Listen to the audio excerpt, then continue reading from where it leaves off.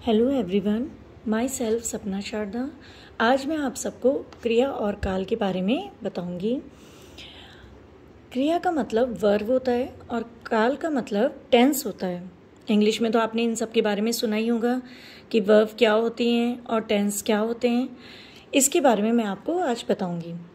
इससे पहले वाली वीडियो में मैंने आपको विशेषण के बारे में बताया था। उसकी वीडियो का लिंक डिस्क्रिप्शन कमेंट सेक्शन दोनों में पिन है। आज मैं आपको क्रिया और काल के बारे में बताती हूँ। क्रिया और काल, वर्ब एंड टेंस। क्रिया का अर्थ होता है कार्य या काम। कोई भी काम जब हम करते हैं तो वो क्या कहलाती है? क्रिया करना कहलाती है। वो हमारी क्रिया होती है। हम लोग जो भी काम करते हैं या हमारे शरीर द्वारा जो भी कार्य होता है वे सब क्या होती हैं? क्रियाएं होती हैं। हम जो भी काम करते हैं या जो भी हमारे शरीर द्वारा कार्य किया जाता है वो सब क्रियाओं के अंदर आता है। जैसे खाना, पीना, खेलना, सोना, रोना, पढ़ना, नाचना आदि और भी बहुत सारे हैं। सब क्रियाएं जो भी हम करते हैं वो सब क्रियाओं में आता है। जब ये क्रिया शब्द वाक्य में आते हैं तो इनका रूप काल के अनुसार बदल जाता है। टेंसेस के अनुसार इनका रूप बदल जाता है। जैसे आप देखो इन वाक्यों को, अब हम सेंटेंस को ध्यान से पढ़ेंगे। हेमा नृत्य कर रही है। हेमा क्या कर रही है? नाच रही है। हेमा नृत्य कर रही है। माताजी खाना बना रही हैं। माताजी क्या कर रही हैं? खाना बना रही हैं। बच्चे खेल रहे हैं। बच्चे खेल रहे हैं। घोड़ा दौड़ता है। घोड़ा दौड़ता है। बच्चा सो रहा है। बच्चा क्या कर रहा है? सो रहा है। मतलब ये सब क्रिया कर रहे हैं ना कुछ कर रहे हैं। सोहन पढ़ रहा है। सोहन पढ़ रहा है। ऊपर लिखे गए वाक्यों में कर रही है, बना रही है, खेल रहे हैं। देखिए, कर रही है, बना रही है, खेल रहे हैं। सो रहा है, पढ़ रहा है, दौड़ता है। दौड़ता है, सो रहा है, पढ़ रहा है। इनसे किसी काम के करने या होने की सूचना मिलती है।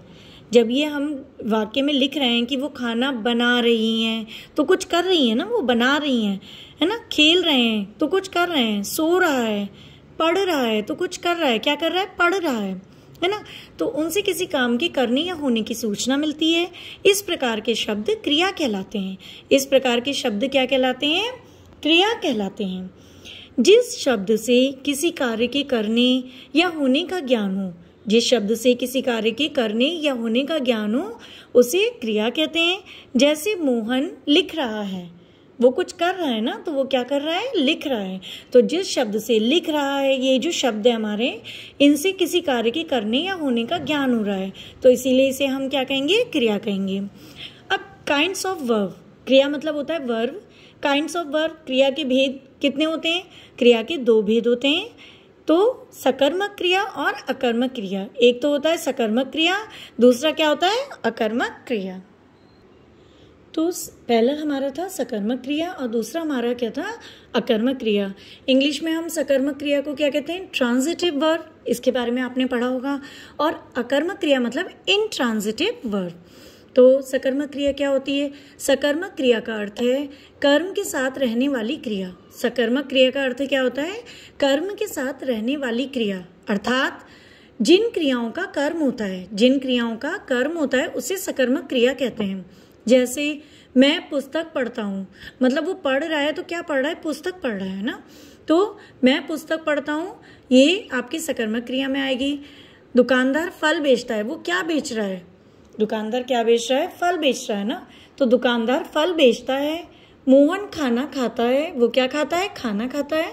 सीता पत्र लिखती है, सीता लिखती है लेकिन लिख क्या रही है? वो पत्र लिख रही है। ऊपर लिखे उदाहरणों को अगर हम ध्यान से पढ़ें और इस वाक्य को देखें, दुकानदार फल बेचता है। अब यदि इसमें पूछा जाए कि दुकानदार क्या बेचता है तो उत्तर मिलेगा फल बेचता है। इसलिए इस वाक्य में फल ही कर्म है। तो इसमें क्या है? ये फल, ये कर्म है। वो क्या कर्म कर रहा है? फल को बेच रहा है। तो सकर्मक क्रिया का मतलब आप समझ गए ना कि कर्म के साथ रहने वाली क्रिया, मतलब कोई भी क्रिया जिसमें हमें कर्म के होने का एहसास होता है उसे हम सकर्मक क्रिया कहते हैं। जैसे दुकानदार फल बेचता है, तो दुकानदार क्या बेचता है? वो फल बेचता है। तो ये क्या हो गया? फल उसका कर्म हो गया। फल ही कर्म है, तो इसीलिए ये सकर्मक क्रिया है, मतलब कुछ काम किया जा रहा है। क्रिया के पहले क्या लगाकर प्रश्न करने पर जो उत्तर प्राप्त होता है उसे कर्म कहते हैं। जब हम क्रिया से पहले प्रश्न लगाते हैं कि दुकानदार क्या बेचता है, हमने यहाँ पे प्रश्न लगा दिया क्या बेचता है, या सीता क्या लिखती है ना, तो क्या लगाकर जब हम प्रश्न करते हैं तो जो उत्तर प्राप्त होता है उसे कर्म कहते हैं। तो उत्तर क्या हुआ, सीता पत्र लिखती है। सीता क्या लिखती है, सीता पत्र लिखती है। तो जो उत्तर मिला हमें पत्र मिला, तो ये क्या हुआ, कर्म हुआ। अकर्मक क्रिया, इसमें मतलब वही कर्म कर रहे हैं। अकर्मक क्रिया इंट्रांजिटिव वर्ब। अकर्मक क्रिया का अर्थ होता है कर्म के बिना होने वाली क्रिया, मतलब ऐसी क्रिया जिसमें कर्म की जरूरत नहीं है, कर्म नहीं होता है ऐसा। तो कर्म के बिना होने वाली क्रिया, जिस क्रिया को करने या होने के लिए कर्म की आवश्यकता नहीं होती है, जिस क्रिया को करने या होने के लिए कर्म की आवश्यकता नहीं होती है उसको क्या कहते हैं, उसको अकर्मक क्रिया कहते हैं। जैसे मोर नाचता है, ये तो एक स्वाभाविक बात है, मतलब इसमें वो कुछ अलग सा नहीं कर रहा है ना। राधा हंसती है ना, तो राधा हंसती है, तो ये भी एक नॉर्मल वो ही हुआ, मतलब कोई कर्म नहीं है। चिड़िया उड़ती है, तो ये तो स्वाभाविक है, वो चिड़िया है तो उड़ेगी। मोहन दौड़ता है, वो दौड़ रहा है, ये तो नॉर्मल है ना। अगर आता कि वो कुछ लेकर दौड़ रहा है, या फिर उसके सर पे टोकरा है या कुछ है, वो लेकर जा रहा है, तो हम कहेंगे कि मोहन क्या लेकर जा रहा है। तो मोहन, ये कोई भी सामान का नाम लेकर हम कह सकते हैं कि ये लेकर जा रहा है, तो कर्म हुआ उसमें, तो ये सकर्मक क्रिया होती। लेकिन अब इसमें कोई कर्म नहीं हो रहा है, इसमें क्या है, कर्म के बिना होने वाली क्रियाएं हैं ये। मोहन नाचता है, राधा हंसती है, इसमें क्या है, मैं पुस्तक पढ़ता हूँ। मोहन खाना, अगर केवल हम ये कहते हैं कि मोहन खाता है, अगर हम केवल ये कहें मोहन खाता है, तो ये अकर्मक क्रिया हो जाएगी। लेकिन अगर हम ये कहते हैं मोहन खाना खाता है, क्या खाता है, खाना। सीता लिखती है, अगर हमने कहा सीता लिखती है, तो ये अकर्मक क्रिया है। लेकिन अगर हम कहते हैं सीता पत्र लिखती है, मतलब वो कुछ कर रही है ना, वो पत्र लिख रही है ना, क्या लिख रही है, पत्र लिख रही है, तो ये सकर्मक क्रिया हुई। लेकिन मोर नाचता है, राधा हंसती है, इसमें कोई कर्म नहीं हो रहा है। चिड़िया उड़ती है, मोहन दौड़ता है, तो इसमें क्या है, ये अकर्मक क्रिया है। ऊपर लिखे वाक्यों में नाचता है, हंसती है, उड़ती है, दौड़ता है, नाचता है, उड़ती है, हंसती है, दौड़ता है, क्रियाओं को करने के लिए कर्म की आवश्यकता नहीं है, कोई कर्म की आवश्यकता नहीं है। इसीलिए जैसे मोर नाचता है, इस वाक्य के लिए प्रश्न नहीं किया जा सकता कि मोर क्या नाचता है। हम ऐसा तो नहीं कह सकते ना कि मोर क्या नाचता है, भाई मोर नाचता है, नॉर्मल सी बात है। अतः ये अकर्मक क्रियाएं हैं। हंसना, रोना, रूठना, चीखना, जाना, चलना, मुस्कुराना, उठना, ये सब अकर्मक क्रियाएं हैं। ये तो नॉर्मल, ये स्वाभाविक चीज़ें हैं कि किसी को छींक आ गई, कोई रोने लगा, या वो कोई मुस्कुरा रहा है, वो उठ रहा है, वो चल रहा है, वो जा रहा है, तो ये सब में कोई स्पेशल आपकी कोई कर्म नहीं किया आपने, है ना, आपने कुछ कर्म ऐसा नहीं किया है, तो ये सब क्या होती हैं, अकर्मक क्रियाएं कहलाती हैं। तो ये आपको समझ में आ गया कि क्रिया के जो है दो भेद होते हैं, सकर्मक क्रिया, अकर्मक क्रिया। सकर्मक क्रिया हमारी क्या हुई, जो कर्म के साथ रहने वाली क्रिया होती है, जिसमें कोई कर्म के बारे में बताते हैं। और अकर्मक क्रिया वो हुई जिसमें कर्म के बिना होने वाली क्रिया होती है, जिसमें क्रिया के होने या करने के लिए कर्म की आवश्यकता नहीं है, तो उसे अकर्मक क्रिया कहते हैं। इतना आपको क्लियर हो गया होगा। अब हम आगे आते हैं टेंस, काल। टेंस क्या होते हैं, तो काल क्या होता है, काल का अर्थ होता है समय। काल का अर्थ होता है समय, तो क्रिया के होने के समय को ही काल कहते हैं, मतलब जिस समय क्रिया हो रही है उस समय को काल कहा जाता है। जैसे अगर अभी इसी समय मैं जो है पढ़ाती हूँ, मतलब मैं पढ़ा रही हूँ, तो ये प्रेजेंट की बात हो गई है, मतलब वर्तमान काल हो जाएगा। लेकिन अगर मैं कहूँगी कि कल मैंने वीडियो पढ़ाई थी, कल मैंने आपको चैप्टर पढ़ाया था, तो ये हमारा भूतकाल हो गया, क्योंकि वो मैंने कल पढ़ाया था ना। तो समय के अकॉर्डिंग ये जो है डिवाइड होते हैं। अब अगर मैं कहूँगी कल मैं नेक्स्ट चैप्टर पढ़ाऊँगी, तो वो भविष्य काल में हो जाएगा। क्यों, क्योंकि वो इस समय नहीं हो रहा है, वो कल मैं करूँगी, टुमारो करूँगी, तो कल मैं नया चैप्टर पढ़ाऊँगी, तो वो हमारा भविष्य काल में हो जाएगा। तो क्रिया के होने के समय को ही काल कहते हैं, मतलब ये जो है क्रिया किस समय की जा रही है, आज हो रही है, बीते हुए कल में हो रही है, या आने वाले कल में हो रही है। तो इनसे क्या होता है, इससे ही हम जो है काल का पता लगाते हैं। क्रिया के होने के समय को ही काल कहते हैं, अर्थात जिस समय में काम किया जाता है वही उसका काल होता है। जिस समय काम किया जाता है वही उसका काल होता है। नीचे लिखे वाक्यों को ध्यान से पढ़ो और समझो। अब नीचे लिखे वाक्य क्या है? मैंने केला खाया था, है ना। दूसरा हमारा सेंटेंस है मोर नाच रहा है। तीसरा है गीता नाचेगी। तो इस वाक्य से पता चलता है हमें जो है, इस वाक्य से क्या पता चलता है, ये देखिए, रुको एक मिनट में फोकस कर लूँ सही से। ये पहले वाक्य में हमें क्या पता चलता है कि केले खाने का कार्य बीते समय में हो चुका है। मैंने केला खाया था, मतलब जो केला जो हमने खाया है वो हम बीते समय में कर चुके हैं ये काम। दूसरे वाक्य से पता चलता है कि नाचने का कार्य वर्तमान समय में हो रहा है। भाई मोर नाच रहा है, मोर आपका नाच रहा है, तो ये जो दूसरे वाक्य से पता चलता है कि जो नाचने का कार्य है वो वर्तमान समय में हो रहा है। तीसरे वाक्य से पता चलता है कि नाचने का कार्य आने वाले समय में होगा। गीता नाचेगी, अभी नाच नहीं रही है ना, वो नाची थी लेकिन वो नाचेगी, तो नाचने का कार्य आने वाले समय में होगा। बिल्कुल उसी तरह जैसा मैंने आपको कहा कि अभी मैं आपको चैप्टर पढ़ा रही हूँ, ये क्रिया और काल का। कल मैंने आपको विशेषण का चैप्टर पढ़ाया था। अब कल मैं आपको नया चैप्टर पढ़ाऊंगी। तो तीनों जो है अलग अलग समय पे किए जा रहे हैं काम, तो तीनों के समय के हिसाब से उनके काल भी डिसाइड हो जाएंगे। तो कल जो मैंने पढ़ाया था वो हमारा आ जाएगा भूतकाल में। आज मैं पढ़ा रही हूँ जो चैप्टर वो आ गया वर्तमान काल में, और जो मैं कल पढ़ाऊंगी अगला चैप्टर वो आएगा भविष्य काल में। इससे आपको समझ में आ गया होगा ना, क्लियर। मैंने केला खाया था, तो ये हमारा हो गया पहले का काम। मोर नाच रहा है, तो ये इसी समय का काम हो गया कि हम प्रेजेंट में कर रहे हैं, वर्तमान समय में कर रहे हैं। और गीता नाचेगी, मतलब ये जो कार्य है आने वाले समय में होगा। ये क्या होगा? आने वाले समय में होगा।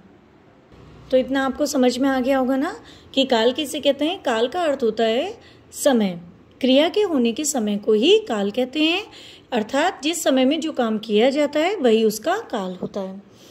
अब है काल के भेद, काइंड्स ऑफ टेंस। टेंस के बारे में आपने इंग्लिश में पढ़ा ही होगा।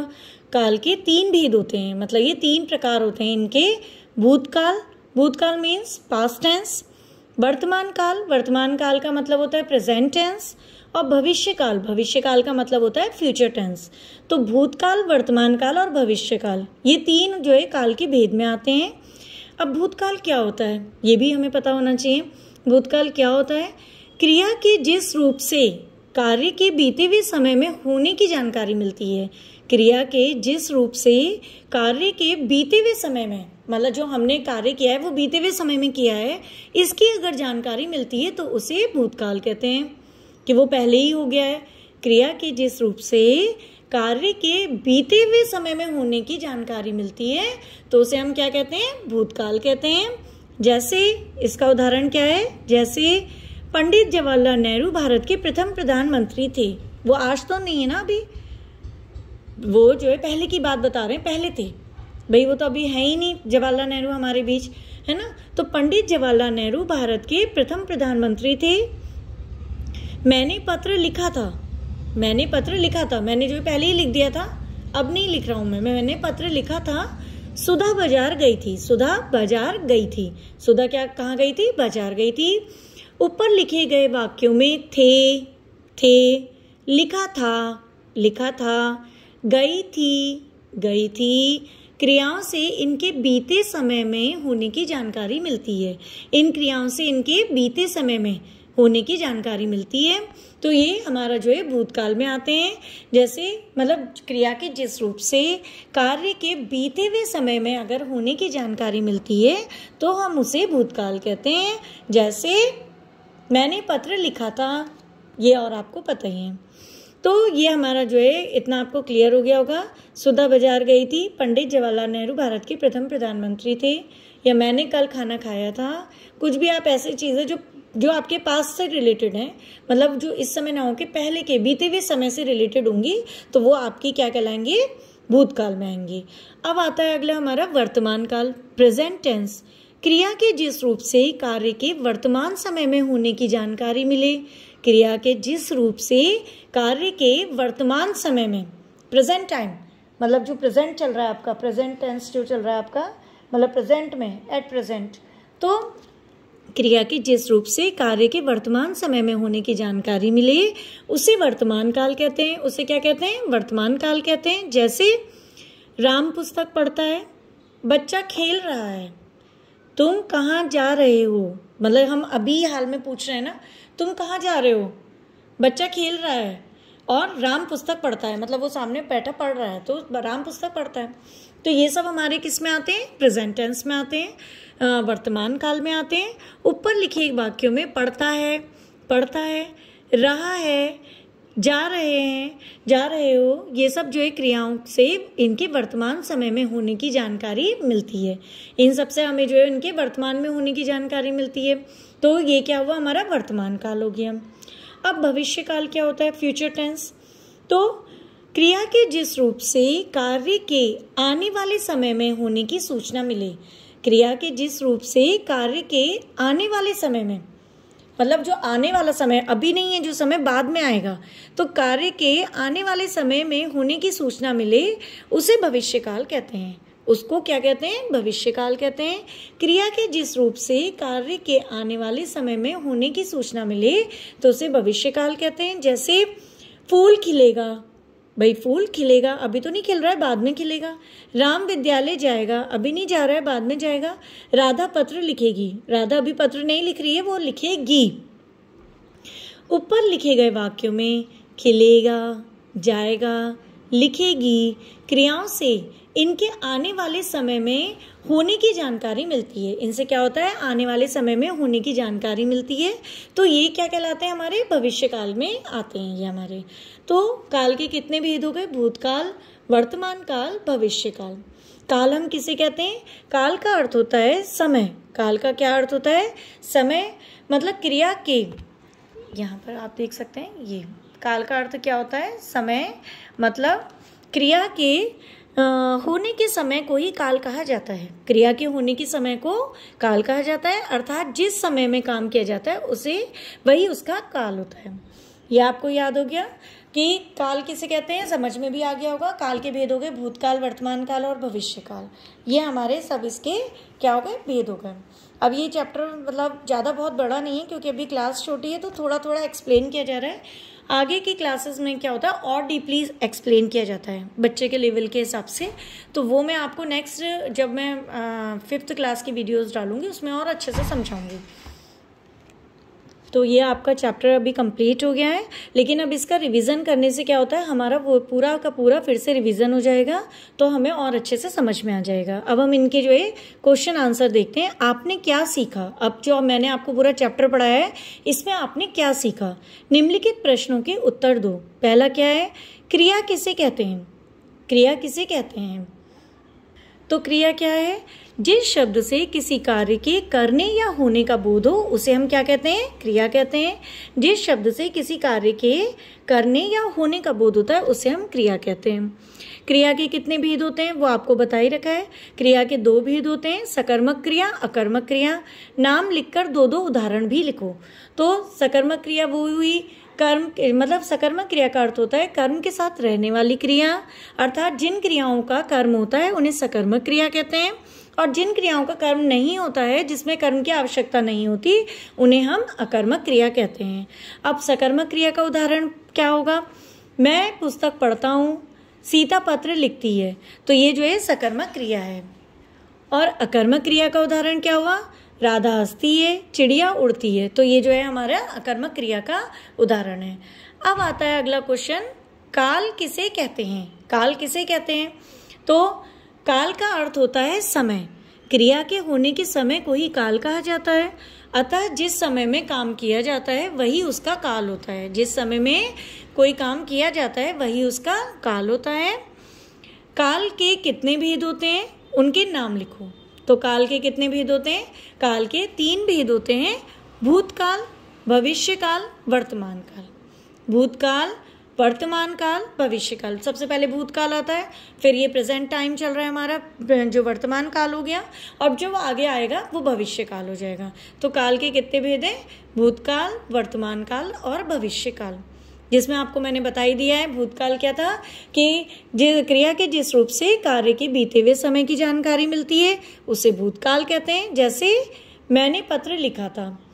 वर्तमान काल क्या हुआ, क्रिया के जिस रूप से कार्य के वर्तमान समय में होने की जानकारी मिलती है, उसे हम वर्तमान काल कहते हैं। जैसे बच्चा खेल रहा है। अब भविष्य काल क्या था? क्रिया के जिस रूप से कार्य के आने वाले समय में होने की सूचना मिले, क्रिया के जिस रूप से हमारा जो कार्य हम कर रहे हैं उसके आने वाले समय में होगा वो ऐसी सूचना मिले, उसे हम भविष्य काल कहते हैं। जैसे राधा पत्र लिखेगी। तो ये आपको क्लियर हो गए ना इतने कि क्रिया क्या होती है, क्रिया के भेद क्या हुए, काल किसे कहते हैं और काल के भेद क्या हुए। इतना चीज़ें हमारे, मैं सोचती हूँ इतनी चीज़ें हम लोगों की क्लियर हो गई हैं। अब हमारा इसके बाद अगला क्वेश्चन आता है, कोष्टक में दी गई क्रिया का उचित रूप लिखकर वाक्य करो। मतलब जो कोष्टक में इसमें जो लिखा गया है, ये खाना है, सुनना है, जाना है, ये सब ब्रैकेट्स में लिखा गया है, तो इनको उचित रूप लिखकर वाक्य पूरा करना है। तो राम आम, खाली जगह, तो राम आम क्या कर रहा है? तो खाना है ना, तो वो राम आम खा रहा है, तो ये हमारा एक वाक्य प्रॉपर बन जाता है। या राम आम खाता है, राम आम खाता है, ये भी बन सकता है राम आम खा रहा है, क्योंकि इसमें इन्होंने कहा है क्रिया का उचित रूप लिखकर वाक्य को पूरा करो। अब हम कान से सुनना, तो हम कान से सुनते हैं, हम कान से क्या करते हैं? सुनते हैं। छात्र विद्यालय जा रहे हैं, छात्र विद्यालय जा रहे हैं, भाई बच्चे स्कूल की तरफ जा रहे हैं, तो जाना का हमें फॉर्म इसमें लिखनी है, तो छात्र विद्यालय जा रहे हैं। राधा पत्र लिखेगी, या फिर हम कह सकते हैं राधा पत्र लिखती है, राधा पत्र लिख रही है, हम कुछ भी कर सकते हैं इसमें। पुस्तक मेज पर रखी, पुस्तक मेज पर होगी, पुस्तक मेज पर होगी। मोटर सड़क पर चलती है, भाई ये तो ऑब्वियस सी बात है कि मोटर जो है सड़क पर चलती है। तो इसमें हमने क्या करा, जो भी ये हमारी कोष्टक में जो क्रिया के रूप थे उनके उचित रूप लिखकर बनाकर वाक्यों को पूरा किया है। इसका अगला क्वेश्चन हमारा आता है, निम्नलिखित वाक्यों की क्रियाओं को भूतकाल में बदलकर वाक्य फिर से लिखना है। मतलब ये अभी हमारे जो है प्रेजेंट टेंस है, तो हमें इन्हें पास्ट टेंस में कन्वर्ट करना है। मतलब ये हमारा वर्तमान काल है, तो इनको हमें भूतकाल में बदलकर लिखना है। तो पहला वाक्य क्या है? बच्चा सुख से सोता है, बच्चा सुख से सोता है, तो इसमें बनेगा बच्चा सुख से सोया था, क्योंकि हमने उसे वर्तमान काल से भूतकाल में बदला है। तो बच्चा सुख से सोया था। बच्चा रो रहा है, बच्चा रो रहा है, तो इसका बन जाएगा भूतकाल में बच्चा रो रहा था। आम मीठा है, तो आम मीठा है, लेकिन इसको भूतकाल में जब हम कहेंगे तो हम कहेंगे आम मीठा था। मोर नाचता है, मोर नाचा था, ये हमारा भूतकाल बन जाएगा, क्योंकि ये वर्तमान है, भूतकाल में नाचा था, अब तो नहीं नाच रहा है। पुस्तक खुली है, तो इसे हम भूतकाल में अगर बोलेंगे तो पुस्तक खुली थी, है ना, तो इसे हम क्या कहेंगे? पुस्तक खुली थी। इतना आपको समझ में आ गया होगा। अगला क्वेश्चन पे अब हम आते हैं, अकर्मक और सकर्मक क्रियाओं को अलग करके लिखो। तो अकर्मक क्रिया क्या है और सकर्मक क्रिया क्या है? राम घर जाता है, राम कहाँ जाता है? घर जाता है।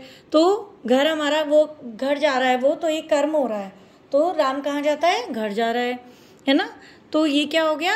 सकर्मक है। तो अगर हम क्वेश्चन करते हैं कि कौन घर, वो राम कहाँ जाता है, तो भाई ये जो हमारा ये वर्ड है, ये शब्द है, इसकी जगह अगर हम क्वेश्चन करते हैं, जैसे आपका ये चैप्टर था, इसमें इन्होंने लिखा था कि मोहन खाना खाता है, मोहन क्या खाता है? उन्होंने कहा है कि यदि प्रश्न पूछा जाए कि दुकानदार क्या बेचता है, दुकानदार फल बेचता है, दुकानदार क्या बेचता है, और उत्तर मिलेगा फल, तो इस वाक्य में फल हमारा कर्म है, तो जहाँ कर्म होगा वहाँ सकर्मक क्रिया होगी। लेकिन अगर राधा हंसती है, मोहन दौड़ता है, मुस्कुराना, उठना, गिरना, ये सब चीज़ें हमारी किस में आती हैं? अकर्मक क्रिया में आती हैं। तो इसमें अब हमारे यही चीज़ इसमें बताई गई है, राम कहाँ जाता है? राम घर जाता है, तो घर हमारा क्या हो गया? सकर्मक क्रिया में आ गया। अब फल गिरता है, भाई ये नॉर्मल सा फैक्ट है, फल गिरता है, भाई ठीक है ना, तो गिरना ये हमारा अकर्मक में हो गया, इसमें कुछ ऐसा कर्म तो हुआ नहीं है। राधा हंसती है, हंसने में भी कोई कर्म नहीं हुआ है अलग सा, तो राधा हंसती है, तो हंसना हमारा क्या है? अकर्मक में है। फूल मत तोड़ो, फूल मत तोड़ो, क्या मत तोड़ो? फूल मत तोड़ो, तो फूल जो है सकर्मक में आ गए।